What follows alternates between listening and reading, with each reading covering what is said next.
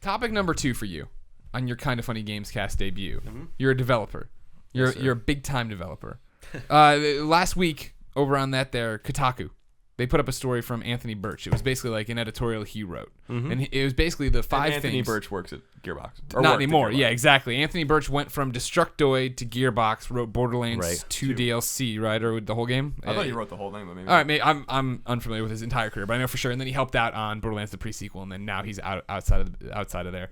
And this is the 5 things he learned being a game dev, and that what basically the outside world doesn't get, what as critics and fans nobody understands. And I wanted to know what yours were. If you what going from basically our side of the fence, being freelancer for 1UP pretty much, jumping into game development, what you learned. Because what he had done is like it's way harder than it looks. The games look like shit 90% of the production. Yep, that's true. When developers use the word excited, they're not bullshitting you. They are excited. Like, I'm really excited for this. Yeah. That he basically read every critique ever. Like people, you do read the critics. Because I think when, we're firing off a review or some people's firing off a review, you're like, well, they'll never see this. Right. He said he read everything ever. Oh, they read everything. Yeah. And then basically along those lines. Yeah. So, I mean, like. That's all true. Yeah. What are some nothing to add. All right, moving on. Good job, Anthony. Yeah. Next.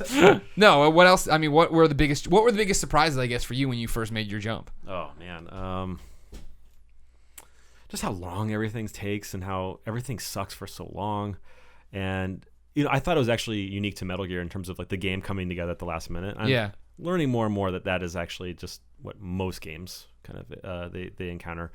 And so a lot of work that goes before E3 or some kind of demo they have to show the press, and that the game is oftentimes really terrible like a couple weeks before that. And it's just the nature of the beast, and it sucks because I think I've been on that side as too. I'm thinking, why don't you guys spend more time on this? And they're like, I'm playing this game like, well, I could do this. I could point out all these problems. Like, yeah, you don't think these guys know these problems? Yeah. Yeah, that was his final one. Is that if something sucks, the developer knows it. Right. They're not like totally. Oh, we missed that fact that boss was cheap or this happened or that you could see through that wall or whatever. And I think that's one of the what separates the good from the great in terms of game development. And a lot of these guys have different ways of achieving this, but to make your game great, you need you need something special. It could be extra time, a really supportive publisher, a ton of money to throw people on the problem. You need to have some kind of policy that is like, we're not going to ship until it's ready and whatever, and screw you guys. And that's kind of like a Blizzard approach. Yeah. And it ships when it ships. And yeah, exactly. And there's like a lot of different, or you just kill your guys. Like everybody just kills themselves to get it done in time and make sure you have the extra time for polish. And for whatever reason, it's really hard for a lot of developers to get that. Whether you're on a licensed title, for example, and you have to align with a movie, there's no way. Yeah. There's no way. Yeah. So that's one thing I'm really trying to find out with our studio. For Republic, for example, we were set on shipping in October of 2013. We ended up shipping in December, so we shipped 2 months later, and that extra 2 months made all the difference in the world. And how did I get there? I liquidated all my 401k that I had accrued from Microsoft at a huge tax penalty to pay for the staff for 2 months, right? Because I felt, and that's what you need, right? Yeah. And I'm not saying that episode 1 was everything and anything and everything, but it did make a huge difference, and we got great reviews, Right. So I'm trying to think about that for our studio moving forward too. Is like, how do we get one of those things? Either tons of money or tons of staff, or like being able to crunch like crazy, or have a publisher that lets us delay until it's perfect, or all those things are really hard to get, let alone one. Yeah. Right. So what I think it's easier when you talk to Colin and I, or people here, like we're creators, right? We've branched out on our own, done this, kind of the whole thing, right? Like, well, hopefully people support us and it goes on from there. But when you're to the point of, I'm going to liquidate all my money and I'm going to put it behind my own staff, support them for the 2 months to get this out and stuff. Like, what's going through your head? Is it just like there's no other way, so you have to make this work, or is it? That's basically it. Yeah. Right? Yeah. There was no way I was going to ship that. I remember I was in a meeting. I remember talking to Darcy, our producer, and she's like, we have to ship. Like, they believe me when I say, like, this is our burn rate. This is how much money we have left. I'm like, we have to ship. This, right? I'm like, and I always had in the back of my mind, I had that 401k. Yeah. My dad told me not to touch it. Oh God, of course, that's what parents do. Yeah. I was like, Dad, I'm 31 years old. I don't need a 401k right now, right? Yeah. And so, yeah, I wanted that as an extra backstop. But yeah, it's just when you invest so much time in, like, the Kickstarter backers too, you have 11,611 guys and gals who backed your project a year or two before that. and you don't want to disappoint them. You have this responsibility as a Kickstarter or as a Patreon, right, to do good by the other guys too. Like if your game sucks, it's another, mark against crowdfunding, right? If your game's great, it helps other people. So there's all these different pressures. Like I know there's people at Microsoft and maybe a couple people at Konami that wanted my game to suck. Maybe they didn't like me, or they just didn't want me to be successful post those projects, and that's fine. But I wanted to prove them wrong. There's so many things that I wanted to do with that game, and so it just.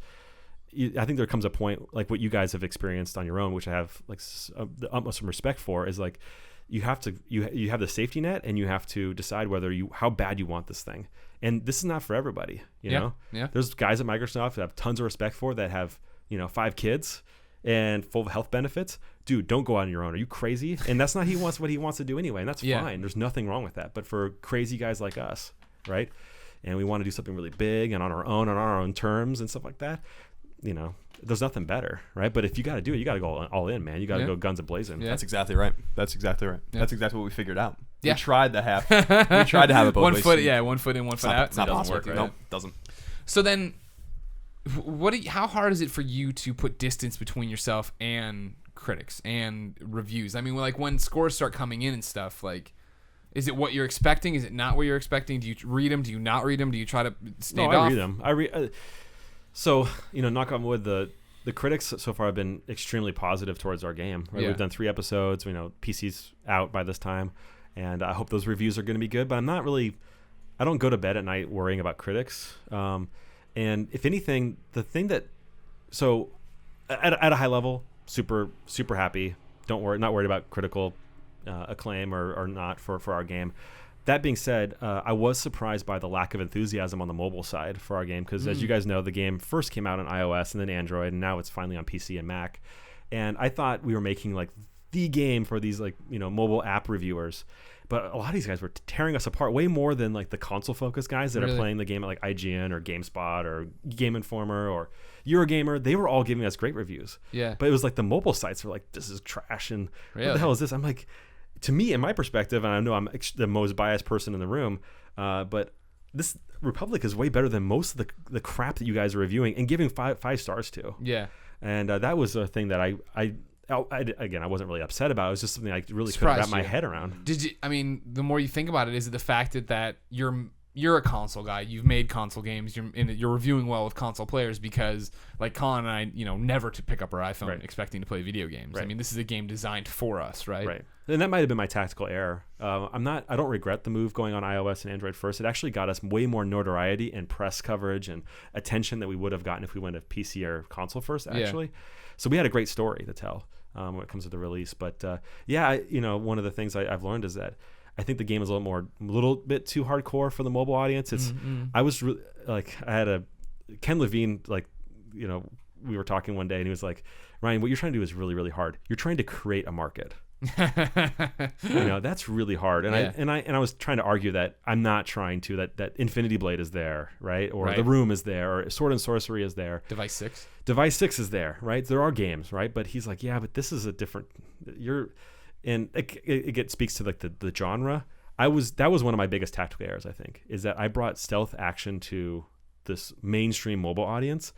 Stealth action is one of the least user-friendly genres. Sure. It's always fun to fail over and over again until you figure out that's what I need to do. But people get so frustrated. I remember I was in MGS4 reviews and preview events and stuff like that, and just watching really hardcore guys who say that Metal Gear is their favorite franchise getting really pissed off at the game and hating it because stealth action is kind of by design a really frustrating genre. Sure. You guys have played that. If you sit down and play Metal Gear, you have to be in the right mindset. Yep. That you have to be patient. Right, and sometimes it's just not working. I don't know if you guys ever felt that, especially in MGS2. It's all trial and error. Right. When I sat down to play Ground Zeroes, it was the first Metal Gear I streamed. And it was so frustrating because the chat's telling you how much you suck. You're trying to show something cool, but you're not paying attention to that guy over there. When you need, I need to kill the lights, sit there and be like, I'm gonna lay in the grass for 5 minutes and figure out what the hell is happening. You really got to be patient. Mark every goddamn enemy before I make one move. And so meanwhile, I'm like, this stealth action games, we're gonna bring it to the masses. And then I look at Telltale and all their success, where their game, and no offense to those guys because they do great stuff, but like a monkey, if you give him enough time, he could finish that game. Not our game. Like our game is way too hard. Like on average, when we did the free app of the week with Apple, we had millions of downloads. Awesome. wait. On average, most players were getting caught 8 times in episode 1. That's way too much, and they were quitting all the time. Yeah, it was just that was a tactical error. So we feel a lot more at home right now on PC and Mac because we feel like the user base is a little bit more used to this genre. Oh, definitely. I think your game's gonna be a hit on Steam with that more hardcore gamer that finds some of the more. What is the opposite of hardcore? Casual game, I guess. Yeah. Well, offensive. They find those things offensive on Steam. Yeah. So I think it seems like your game will work. That's why I think it works so well on the fact that, like, why it reviewed well with IGN, why people love it. You know what I mean? And that's the thing for me on why I haven't completed all the episodes. I started playing it, and it's just like, I really don't like gaming like this. You know what I mean? And I've tried, and there's like certain games that'll come on, like Game Dev Story. That's like my one success. Oh, dude, it's so good. That is like the one So success. good. I'm like, yeah, great. And then everything else is just like, I'd rather have even a mouse and keyboard. I want some kind of tactile control. Sure. You know what I mean? Yeah. So it's part of our story. We're about 2/3 of the way through this whole endeavor. Yeah. 5 episodes, trying to get this game to as many platforms as possible, and the team's growing along with each episode. We're becoming better crafters of entertainment and storytellers, and so it's been a really fun ride, and I wouldn't trade it for the world, even though I'm a lot poorer now.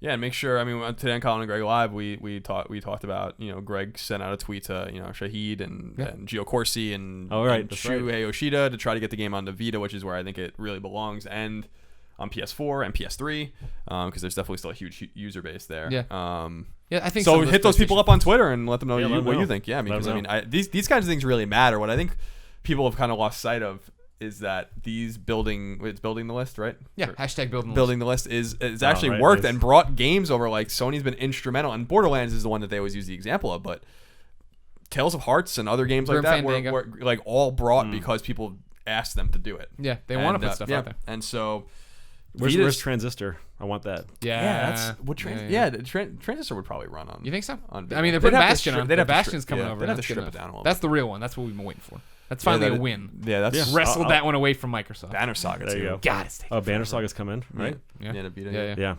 Yeah. Vita's awesome, man. We'd love to do it. Did you guys want to get in that inside baseball about the Vita, or you don't? Hell yeah. Care? No, this is the thing: is what did you learn as a developer, and what's the inside baseball story? Also, we could talk about Vita for 14 hours a day. I'm down, man. Call me anytime. So, the Vita is the by far, outside of PC, is by far the most requested platform. And if you look at the numbers and of sales and stuff like that, that doesn't make sense, right? But there's a very passionate consumer base out there for quality stuff on the Vita. So for us, again, because we're built in Unity, and our game is a showpiece for this new version called Unity 5, which should be out pretty soon. We're shipping on a beta, actually, and we had to remaster the game for PC. What that means is we redid every single piece of art content in the game and made it work for Unity 5, which has really, really high tech, really, really cutting edge graphical features now. So the game looks very, very different than it does on iOS. So Unity also lets us push to lots of different platforms. We can push to Linux, Wii U, Xbox, PS4, PS3, Vita. And so a lot of people will tweet us or text us and say, like, why, like, you're on Unity, you can just push easily to Vita, and it's really not that simple. Yeah. Sony's support is good for it, but really the Vita's memory is an issue. The onboard memory is a problem. So one of the things we have to do is a lot of custom work to profile the game and turn off some effects and stuff like that to make sure that the game will run. Now one of the advantages actually of building for iOS and Android first is that we actually have under the hood, we have a bunch of things that we do to profile based on each device. So the iOS, or how do I say, like the iPhone 6 version and the effects that we have and the way the game looks very different from the iPhone 4 version, because we know that the iPhone 4 has about half or less than half the memory and all these different kind of things we turn on and turn off. So there is a world where a good looking version of the Vita game will ship.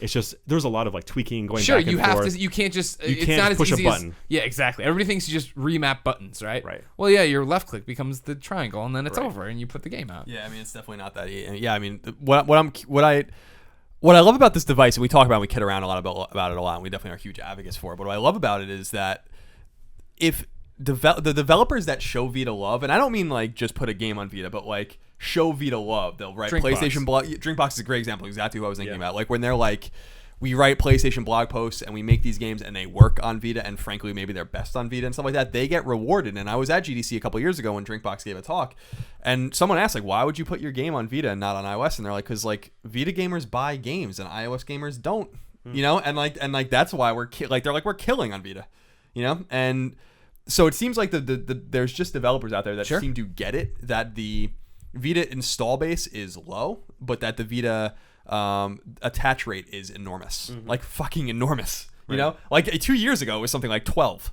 you know, which is insane. Ridiculous. You know, so it's like people, you read the PlayStation blog comments or read our Twitter account or when we used to do Podcast Beyond, stuff like that, people are just crazy about that device, and if people support it, they buy the games, you know. And so I really feel like, you know, you guys have a hardcore game that speaks to that audience, and if you gave that audience love by giving them the game, I bet you they buy it. Sure. You know, and I think like that there's just a lot of examples of it. I just think that you have to be a little more, and it seems like you are a little more attached and cognizant of that subsect of gamer that cares about this device. That if you put your game on, Wii U with a comparable amount of Wii U's out there, whatever, it's going to sell probably 10 times worse. You know what I mean? Like that's just the nature of Vita gamers know to go buy games or whatever. Right. It's just interesting. It's weird. I've never seen anything like it. I mean, you know, we've been studying in this industry for a long time and playing games for a long time, and I've never seen anything like this device in terms of how indifferent. It doesn't sell huge, but the games do. Just complete indifference from the consumer base, yet like people just insist on bringing their games to it. Yeah. Because like we always give a shout out to this awesome NeoGAF thread where they show all the games that are coming up, and there are more Vita games announced than any other platform. You know, and that's like amazing. It's wild, amazing. Man. You know, like it's so weird. Yeah, so we'd love to support it. You know, I love the idea of getting behind a platform that that's kind of what I was talking about in your guys' live stream is it's not just about just uploading the game to these stores. It's about getting the support from either the platform holders or a publisher to help us, like the Velocity X2 guys were talking about. Like you need that extra support to make it I want to make it an event. If we come to Vita, it needs to be an event. Right? Whether they get episode 4 early or episode 5 early, or we have exclusive content for it, or we're just optimizing the hell out of the sucker. We have cloud saves, you know, from Vita to PS3 to PS4 or whatever. Anything and everything we can do to make and that's actually one thing I learned from Metal Gear. One of the great things about Metal Gear is like no matter what platform on they're always using those unique features, right? Of the platform, of the controller. And so that's what we want to do. So hopefully Sony or, you know, if Microsoft wants to do that with Xbox, whatever, we're always open to talking about those kinds of things. But that's exciting. Well, good luck with that. I think that there's going to be demand, I think, from the first parties for your game. So, and there probably already is. So, you know, that's exciting. You know, and we have a controller prototype. Like you can move Hope around with a left analog stick. Why the hell didn't you ship this remastered with it? Come on, God, man. 6 months of work. You're killing me with the space bar. Minimum, man. 6 months of work. Yeah. Because we have to remap all of her animations to the analog stick. You don't have a Konami 401k? Come on. Are you kidding me?